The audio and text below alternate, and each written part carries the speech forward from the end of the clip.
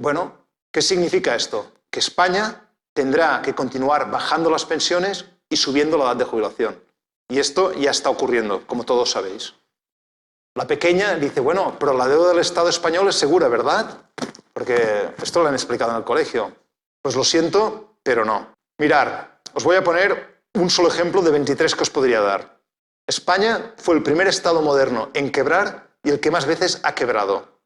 Aquí hay unos cuantos ejemplos, pero yo voy a elegir solo uno, que es la crisis de los ferrocarriles de 1866 de Isabel II.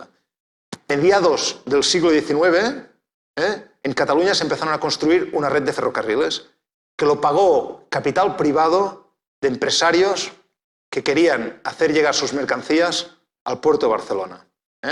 Así pues, se creó una red de ferrocarriles para unir las distintas fábricas de Terrassa, de Sabadell, de Mataró, al puerto de Barcelona. ¿Qué ocurrió en Madrid? Pues la capital de la corte quería no ser menos y dijo, pues vamos a construir una red de ferrocarriles. Y construyó una red de ferrocarriles que unía ¿qué? Bueno, pues los palacios de Oriente, el Palacete del Príncipe, etcétera, etcétera, etcétera. ¿Qué ocurrió? Que esta red de ferrocarriles que construyó Madrid, como solo costaba dinero y no generaba riqueza, significó ostentación y quiebra económica. ¿Y en Cataluña qué significó la red de ferrocarriles? Pues en Cataluña significó industrialización y crecimiento económico. Han pasado 150 años y ¿dónde estamos? Pues con otra crisis de ferrocarriles, con una red que pierde dinero por todas partes y con un Estado endeudado hasta las orejas. Así pues, ¿qué problema tiene el modelo español?, se pregunta Juan, porque claro, si en España hay tanto paro es que aquí hay algún problema. Bueno, pues veamos. Hemos dicho que el modelo se desarrolla a través de la historia, la situación geográfica, etc.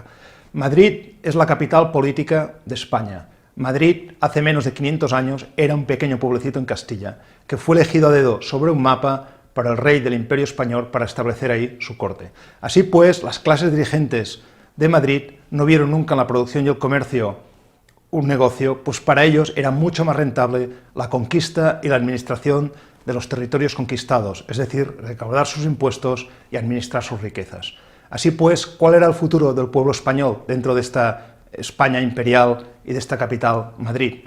Pues meterse en el ejército, meterse funcionario del imperio o meterse en la iglesia si tenías vocación.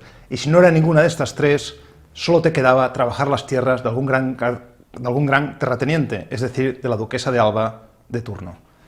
Por lo contrario, Cataluña, desde sus orígenes, por su ubicación privilegiada a lo largo del mar Mediterráneo, ya de antes de los romanos, desarrolló una cultura de la producción y el comercio con otros pueblos del Mediterráneo. Así pues, Cataluña creó algunas de las instituciones y constituciones más antiguas de Europa, diseñadas para proteger y favorecer la producción y el comercio. Instituciones y constituciones a las cuales los reyes tenían que jurar obediencia, algo totalmente inédito en la época, que un rey tuviera que obedecer las normas que ponía el pueblo. Todo esto se acabó el 11 de septiembre de 1714, la Diada, cuando, por derecho de conquista y según el decreto Nueva Planta, todas las instituciones y constituciones de Cataluña fueron eliminadas y el poder político y económico pasó a decidirse en Madrid. Así pues, 150 años más tarde nos encontrábamos con un mapa político como esto. Por un lado teníamos la España colonial, que no hace falta que os cuente cuál era. Por otro, la España foral, que significa simplemente la España que mantuvo privilegios porque nunca fue militarmente conquistada. Y luego las dos grandes Españas. La España uniforme o puramente constitucional, es decir, la Constitución estaba hecha en ese momento para esta España, y la España incorporada o asimilada. ¿Qué significa incorporada? Más o menos lo sabemos, y asimilada, bueno, pues el conde duque de Olivares nos lo explica. Ahora que os hemos asimilado y no tendréis que gastaros dinero en luchar contra nosotros, parece razonable que nos paguéis con impuestos. Es decir, asimilado no es ni más ni menos que una manera elegante de decir conquistado. Y ahora que te hemos conquistado, paga con tus impuestos por nuestro estilo de vida. ¿Qué ocurrió en esa misma época? Pues bueno, mientras los ciudadanos catalanes de sus propios ahorros los arriesgaban, invertían en construir líneas de ferrocarril para llevar los productos de su industria al puerto de Barcelona y así poderlo exportar al mundo, resulta que en la capital de España, es decir, en la corte, con los impuestos de todos los ciudadanos, se construían líneas de ferrocarril. ¿Para qué? Pues para unir los palacios, para poderse pasearse los cortesanos.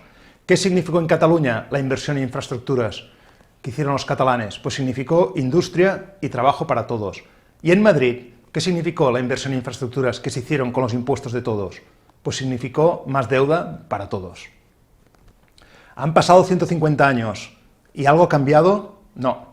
Cataluña y España necesitan infraestructuras económicas, es decir, que ayuden a transportar nuestros productos a Europa y así poderlos exportar y vender mejor. ¿Y qué hace el Estado español? ¿Invierte en este tipo de infraestructuras? No. El Estado español se dedica a construir la red de AVE menos utilizada del mundo y totalmente radial, como podéis ver. Desde Madrid vas a todas partes, pero desde todas partes solo vas a Madrid.